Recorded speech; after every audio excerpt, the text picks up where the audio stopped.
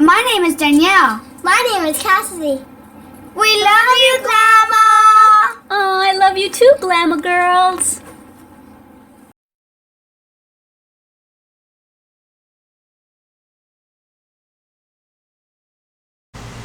Hi everyone, Glama here. Welcome back to Tutorial Tuesday.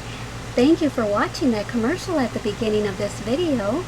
Today we're going to be making these very beautiful, dainty, white lacy wedding gloves or tea party gloves. I think these are perfect for a wedding or for a tea party. I just think they're so dainty and pretty. I love things that are very simple and pretty. Alrighty guys, this is what you'll be needing for this tutorial. 6.0 millimeter hook or a J, a pair of scissors, a tapestry needle, and a stitch marker. Okay, we're going to get started by making a slip knot, and then we're going to chain 29.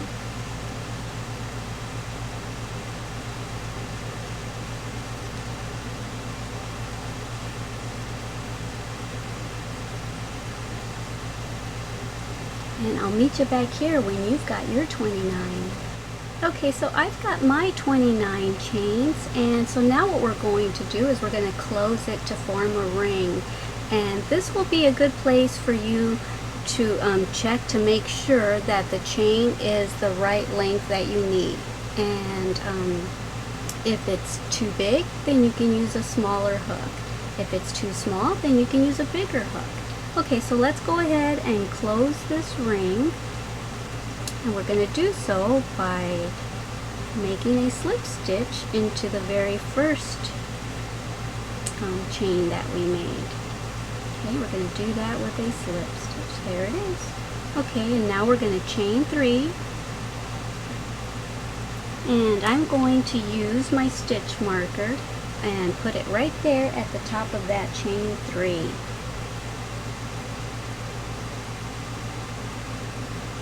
Okay, and now we are going to double crochet into the next 2 stitches, and I'm going to incorporate this tail so that I don't have to sew it in later. Okay, so double crochet into the next stitch,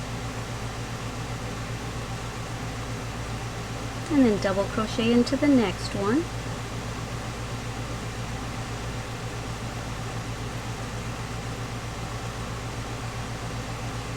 okay, so we basically have 3 double crochets. We're counting that chain as a double crochet. So now that we have 3, we're going to chain 3, and we're going to double crochet into this chain right next to it.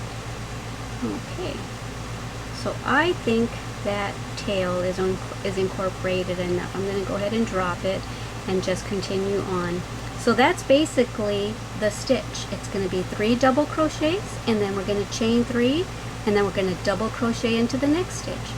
And so now we're going to double crochet after we skip 2 stitches. 1, 2, and into the next one we're going to double crochet. There's our first one of our new little sequence. Now we need 2 more.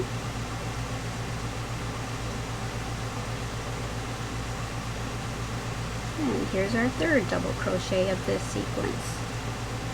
Okay, so now that we have our 3 right there, 1, 2, 3 in a row, we're going to chain 3, 1, 2, and 3, and we're going to double crochet into the stitch right next to there. Okay, so that's basically it. Just going to keep following that pattern. Okay. Skip 2, double crochet into the next one. I'm using Caron Simply Soft yarn, and a lot of times I have trouble with the threads separating. So okay, there's 2, and now I need my 3rd one. Now I'm going to chain 3. And I'm going to double crochet into the next stitch. Come on.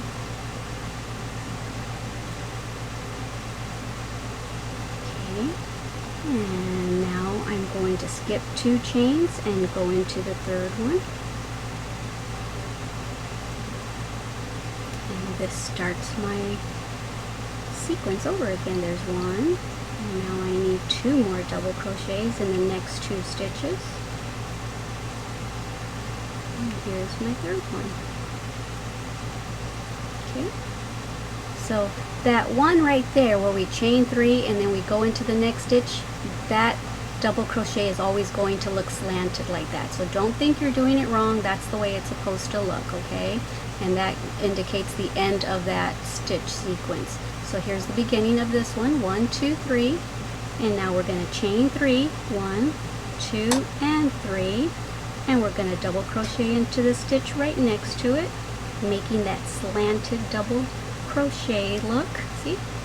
So that's what we want. Now we're going to double crochet, but we're going to skip 2 chains and then go into the next one.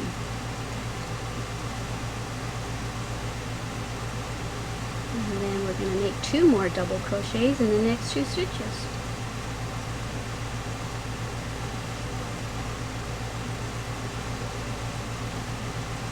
Okay, and now we're going to chain 3. And we're going to double crochet in the stitch right next to it.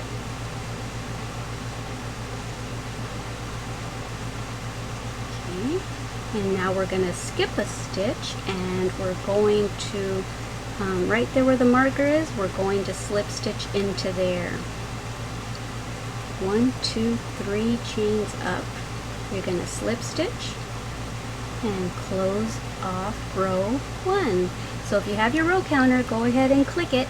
We're on row 2 now. 1, 2, and 3.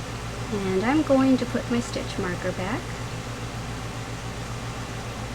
Okay, so now that we have our stitch marker at the top of that chain 3, we're going to turn our work around and we're going to be working on, this is the outside of, this is the right side and this is the inside. Now we're going to be working with it facing this way. Okay, let me cut this tail so that, since it's already incorporated. Alright, so now we're going to double crochet into this chain 3 space that we made from the previous row. Okay, we're going to do that 3 times. 1, 2, and 3. And so there is the beginning of our stitch sequence. This chain 3 right here isn't going to count as part of that 3 like it did in the previous row. This chain 3 and the rest of the chain 3s and the rest of the project is just going to be what gives us the height for the double crochet for the rows, okay? So now that we have our 3, we're going to chain 3 and we're going to do the same thing. We're going to double crochet right back into that same space, okay? Making another chain 3 space for the next row. Okay, so we're going to do that all the way around. Okay, and now we come to the stitch marker, so we have to close this round off. Okay, so let's go 1, 2, 3, and slip stitch into that space, closing off row 2, and chain 3, 1, 2, and 3, and let's put our stitch marker right back there. Okay. And so now we're going to turn our work this way, working on the right side of the glove now, not the inside. So each time that we chain 3, we're going to turn our work around. And so in one row, you'll be working on this on the outside of the glove. In the next row, you'll be working on the inside of the glove, like that. Okay? So, okay, let's go ahead and I'll do a couple stitches with you. Double crochet 3 times into that first chain 3 space,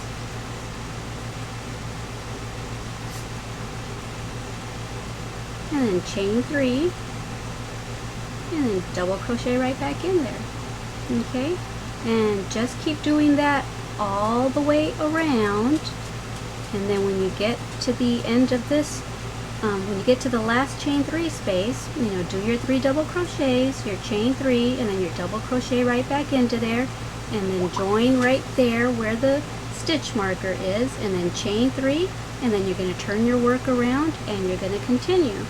Okay, so this is the beginning of our row 3, so go ahead and click your row counter so that you don't lose track, and go ahead and keep doing the same thing. Repeat this row until you get to the end of row 10. Okay, when you get to the end of row 10, I'm going to start row 11 with you. Okay, so I'll probably come back on my last few stitches of row 10. Okay, so go ahead and keep doing this until you have 10 rows all together. Alrighty guys, I will see you in a minute and have fun. Okay, so here I am at the end of my row 10, and I'm just going to do my slip stitch right now to close off row 10. And I'm going to chain 3, and now this is row 11, and this is where we're going to do something a little different. We're going to make a space for our thumb to go in. Okay, so we're going to turn our work around. Let's see, yeah, turn our work around, and we're going to start off the same way as we've been doing. 3 double crochets, 1, 2, and 3.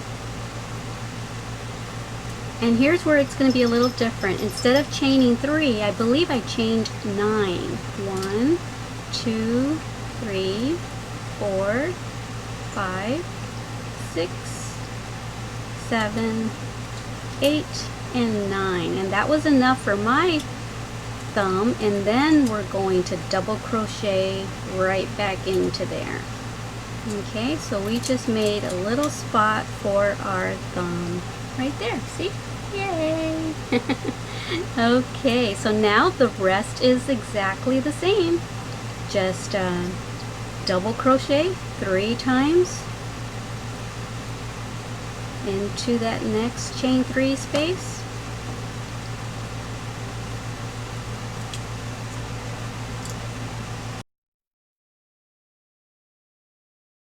One, 2, 3, and then right back into there. The only thing that was different was that one spot for the thumb. Okay, so keep doing this all the way around till you get to the stitch marker, and then I'll meet you back here and we'll finish off with row 12. That'll be our last row, row 12. Okay, see you in a bit. Okay, so here I am at the end of row 11, and I'm going to close that row off. Take out my stitch marker. Oops, I thought I dropped it. Okay, so there's that. Now I'm going to chain 3, 1, 2, and 3. Put my stitch marker back. Okay, so this is row 12 and my final row. And if you find after the end of this row that it doesn't go as high as you would like it, then just make another row for yourself. Okay, so let's do the same thing, except rather than doing the 3 double crochets into that chain 3 space, we're doing it into that chain 9 space. Okay.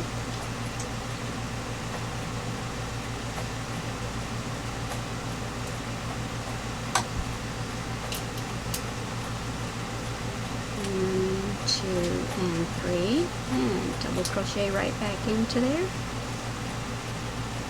Yeah, okay, and now we're going to find the next chain 3 space and do the same thing.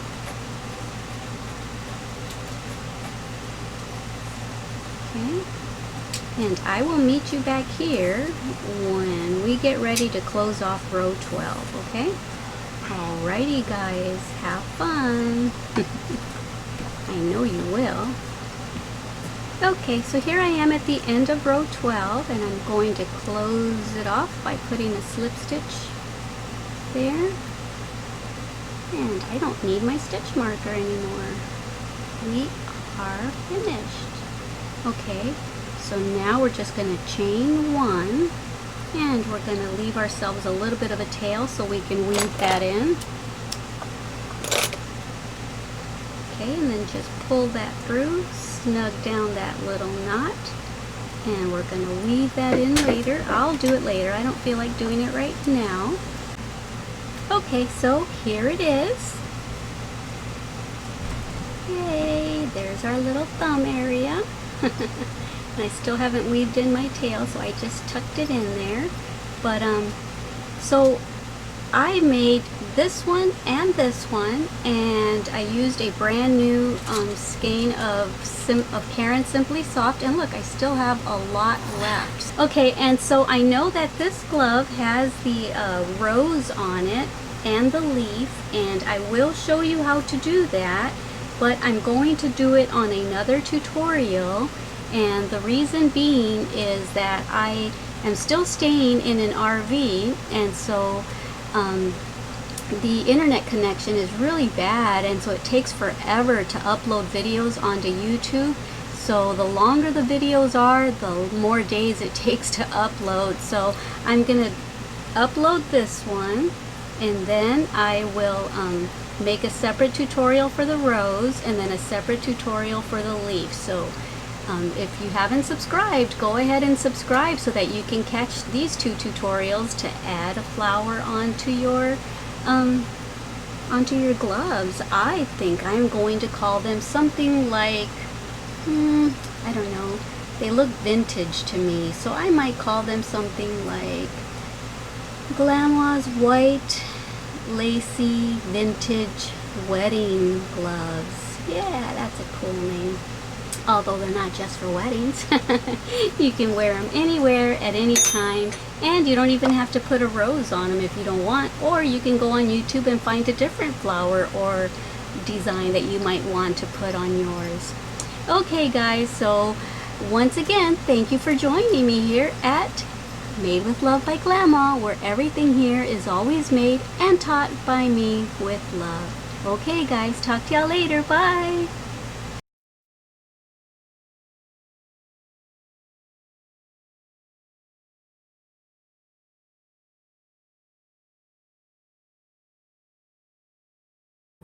Thank you for watching our Glama's channel.